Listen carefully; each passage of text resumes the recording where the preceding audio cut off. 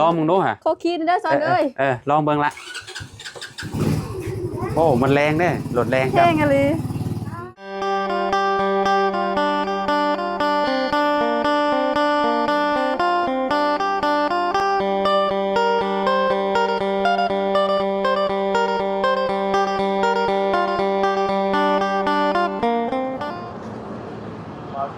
อ้าวสบายดีพ่อแม่พี่น้อง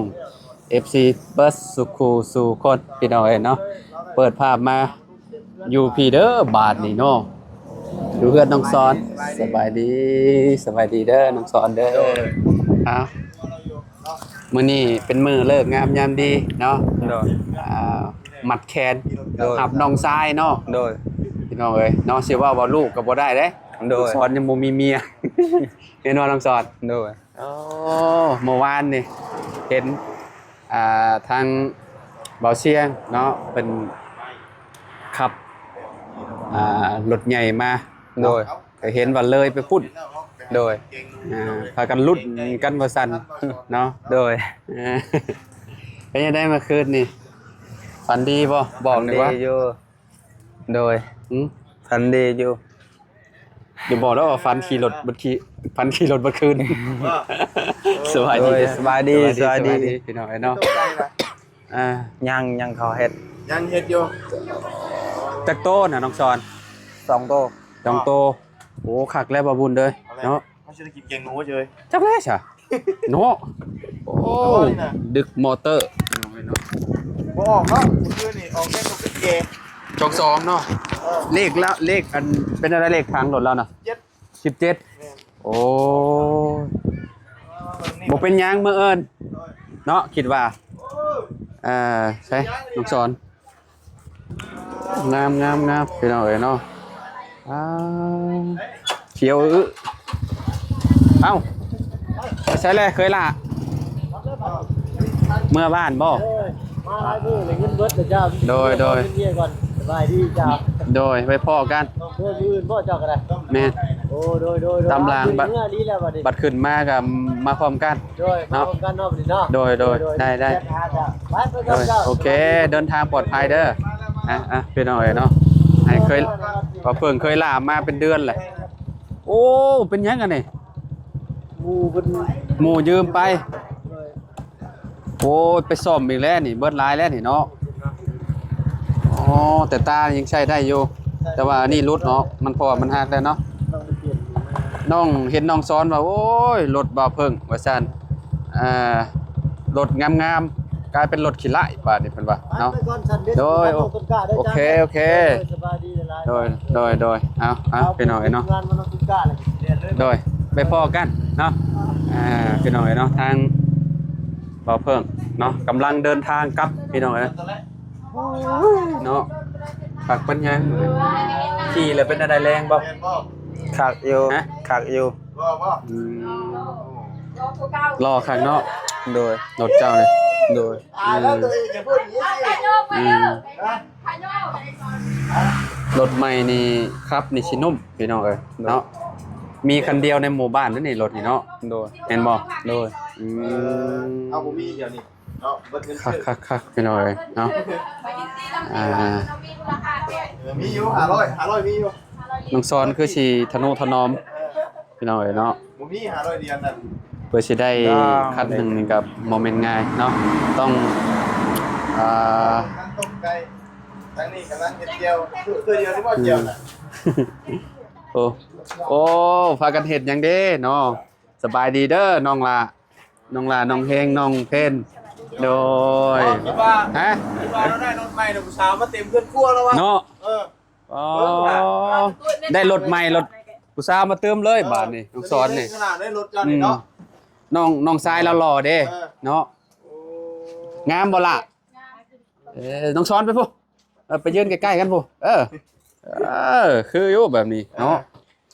รถงามบ่ผู้สาวมาหาถึงบ้านไหวกับปัญญาฮะว่าบัดนี้ม่วนบัดนี้เนี่ยบัดนี้กำลังได้เนาะพี่น้องเนาะคักงามแล้วน้องสอนเด้อเนาะได้ผูกแล้วบ่ยังผูกแล้วบ่แขนน่ะ ยัง ยังขาใกล้ อื อยู่ ม ขาใกล้แล้วอ่ะ ยังรอหมู่มาอีกบ่ รอใครน่ะ รอไผอีกน้อง ยังบอกไกลยังบ่ทันสุก อ๋อ ใก ไก่ ล้ทุกเลยก็มา ไก่ซุปเล มั ย ดแล้วแหละมีหยังเนาะ อืมมีบ่น้ำขี้มิน นำคิมิน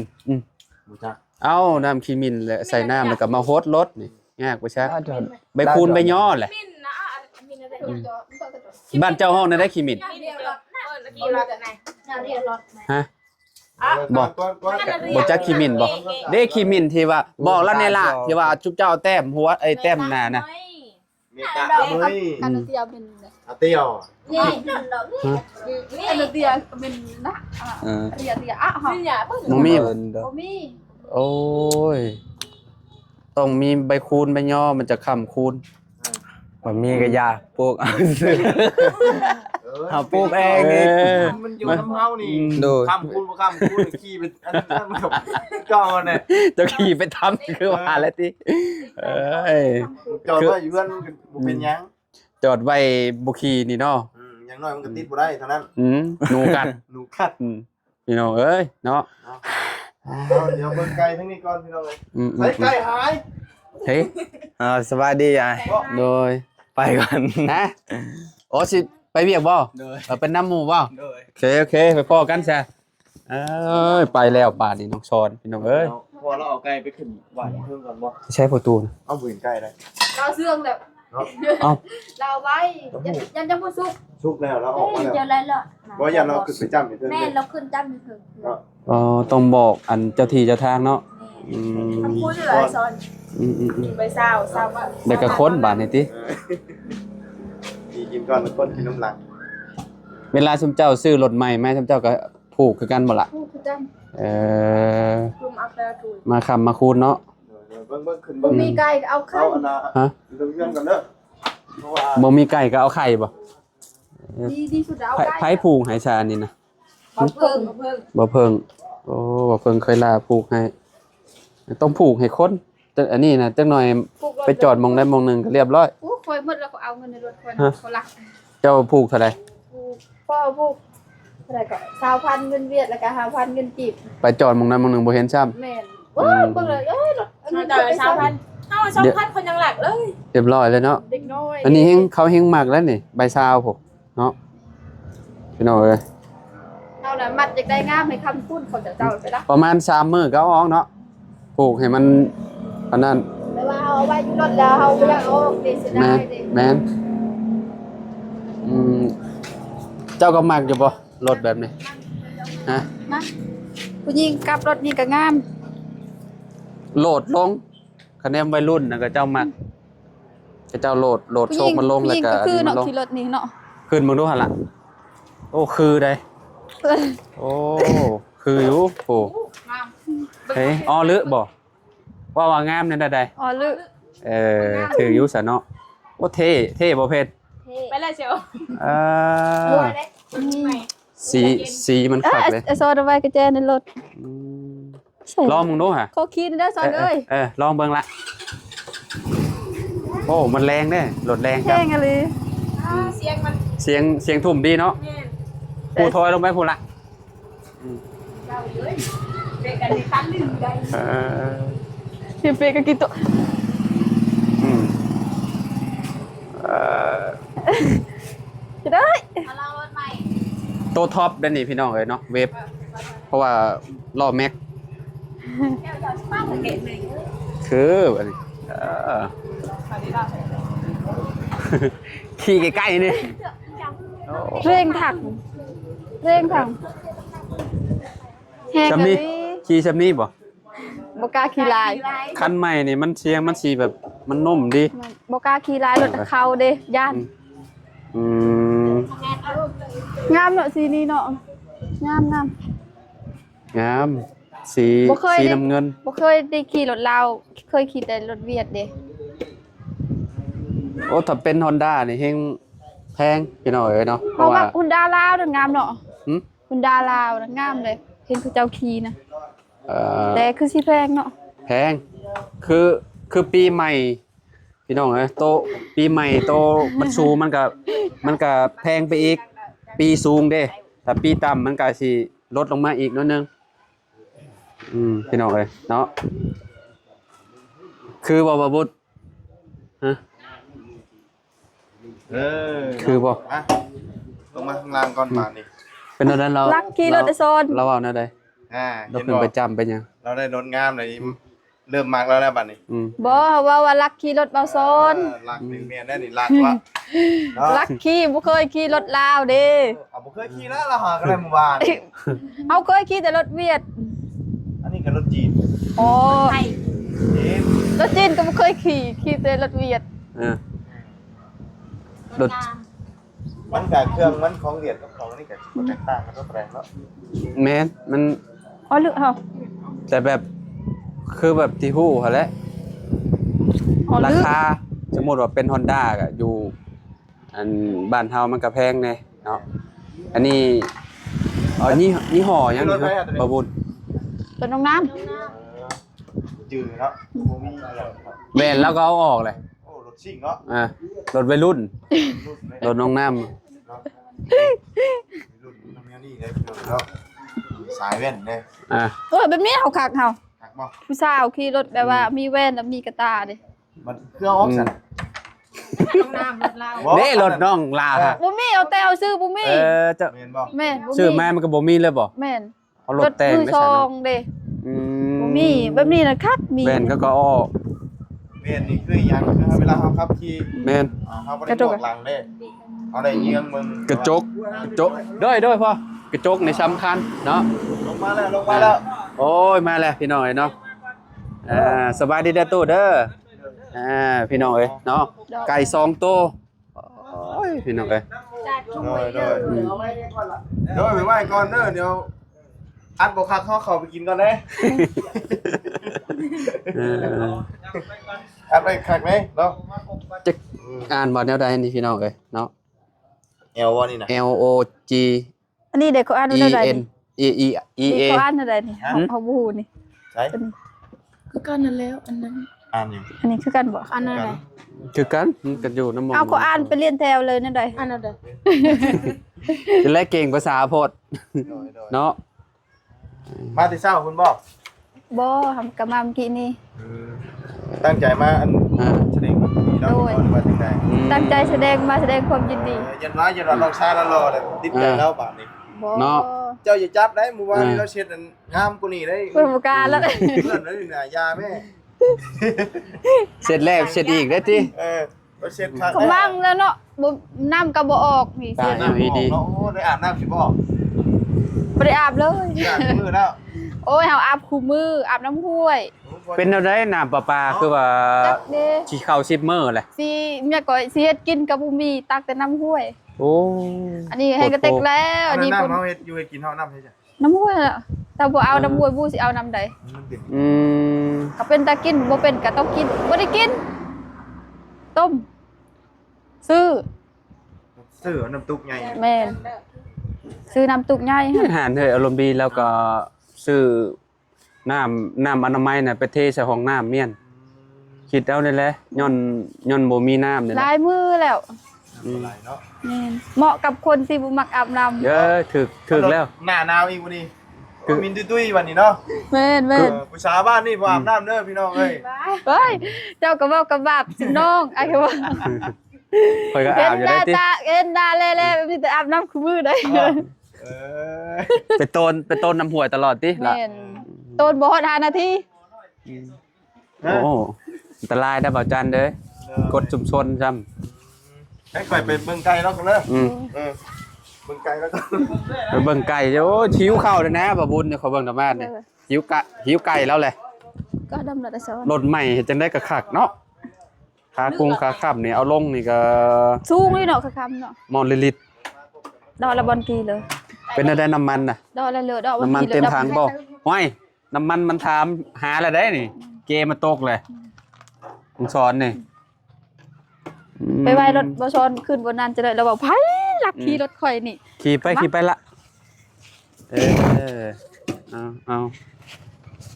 นักบ่ บ่ นักก็รถอันชุมเจ้าบ่ บ่ได้นักปานใด ธรรมดาอยู่ซะเนาะ อืมจิตใจแล้วน้องลานี่รถแบบนี้นะมากเลยแห้งได้รถใหม่นี่เลขหนึ่งนี่ชัดจะจ้วด อุ๊ยกระดึก อันนี้อ๋ออันนี้คันเก่าแล้วเนาะอืมคันเก่าเนาะเนาะนี่คันใหม่ เรามันเบิ่งเน็ตของเรา หึ เน็ตเนาะ อันตาเรื่องหลุดรถในเสียมกะ เน้นเบิดรถคอยนี่รวมเลยแบบนั้นนี่อันนี้เน้นซื้อมาใหม่ๆก็ยังรวมเลยอันนี้ของเรานี่เน้นคักเลยโอ้คักอยู่ โอ้ยไปหาเงินเพื่อจะได้ อันนี้โต 3 ปีได้ แม็ก จะได้ แมน คันหนึงนี่ โตท็อปพี่น้องเอ้ย แพงเนาะ เอ้าหาเงินบ่ได้เด้3 ปีเพื่อจะได้คันหนึง คอยเฮง10 ปีผู้จังได้รถจากคันหนึง ยังได้ให้ตายโกตอนยังน้อยน่ะ พ่อแม่บ่มีเงินเด้ ยังได้รถทีบแล้ บ่ได้ รถทีบไม่ถ้าได้นี่ก็โอ้มีแฮงยาวๆเลยติ สุดยอดนั้นหันแล้ว ชุดยอดในรถทีบมาแล้ว จุ่มน้องแต่เก่าเลยไปโรงเรียนอยู่บ้านดงย่าง ย่างเอาบ่ ย่างทางนี้แหละ โอ้ ไกลไปไกลมาบางเทื่อ2คน3คน อืม พระเจ้าผู้ขี้คร้านย่างก็บ่ไป เย็นฮอดบ่ได้ องมหนึ่งมหนึ่งมสองก็ยังย่าง ย่างมาเข้าอยู่บ้านดงพี่บ่ แม่นฮอดมสี่จบมสี่ ลงมาชี โอ้ ได้เข้าห้องมสามน่ะขี่รถแล้วนะขี่รถเข้าไปส่ง อืม ย่างตลอด ธรรมดาเท่านี้ กลับไปกลับมา ฮอดม.4 พุ่นเนาะ แต่มสามน่ะได้รถแล้วมสามแม่น อ้ายเข้าม.1ก็บ่จบออก เจ้าม.1เปิดป.3ครึ่ง โอ้ยนี่ย่างไปย่างมานี่เลิก3 โมงครึ่งคือกัน ทำกัน ขาดแต่น้องน้ำเนาะบ่ได้เรียนเนาะ อันนี้ได้บ่ บ่ได้ ได้ บ่ได้เข้า โอ้ก็กว่าสิเป็นหนังสือก็พอแห้งแล้วเนาะย่างไปย่างมาแต่บ้านสกีฮอดบ้านดง อ๋อ ย่างไปบ้านเสร็จแล้วแบบ มีแต่คนเรียนฮอดม.ต้นนี่เนาะมีแต่เฮานี่ที่อยู่ป. เก่งอยู่เก่ง อายุพ่อแต่อายเก่งกว่าสมนอง บ่ได้เขียนบ่ได้นี่เขียนชื่อตัวเองย่ำในเพื่อจะเตะ คือขี่กระเดือนบ่ เห็นว่าลายเส้นขี่กระเดียนประมาณนี่ อ๋อบ่บ้านเว้า ลายเส้นขี่ คื ก อ ระเดีย แต่ น จริ ตาย งเรื่องถึงคนจนไปโรงเรียนแหละ เราเว้าเองเด้เนาะเราเองเด้ เขาเรียนมาหนึ่งเขาเยี่ยวใส่ชิ้น ไปยังเดือน เอาเยี่ยวใส่ชิ้นอยู่ตั้งแล้วก็เอาเป๊กอีก เป็นหยัง กองเงี้ยนคนละเงี้ยที่ชิ้น แบบว่าอาจารย์ห้องออกไปห้องเพลงบ่ เอากดเยี่ยวแต่เอาบูห้องน้ำมาโบก้าเข้าห้องน้ำเอาโบก้าเข้าห้องน้ำเยี่ยวใส่โต๊ะเลยเขาโพด เขาบ่เบิ่งเต็มอยู่บ่ บ่บูคือกัน เอาเขาตอนนั้นเอาเข้ามือนึงเขาก็ยังน้อยเด้ โบก้าเข้าห้องน้ำได้ย่านเด้ฮักกับเขาแบบว่าเขาไปโรงเรียนอยู่บันดงเด้มีแต่คนลาวเด้เขาย่านเลยกันเยี่ยวใส่สิ้นเลย บ่กล้าเข้าห้องน้ำบ่ แต่ว่าห้องเข้าห้องแล้ว แล้วบัดนั้นอาจารย์บอกให้ออกห้องเพลงเขามากแล้วเยี่ยวใส่สิ้นเด้ก็ออก ได้อยู่บ่ห้องเพลง บ่ได้เลยเนี่ยเลยตั้งแต่ตึกโตโพด เนาะ จ้อยเอาล้อครบกันก่อนพี่น้อง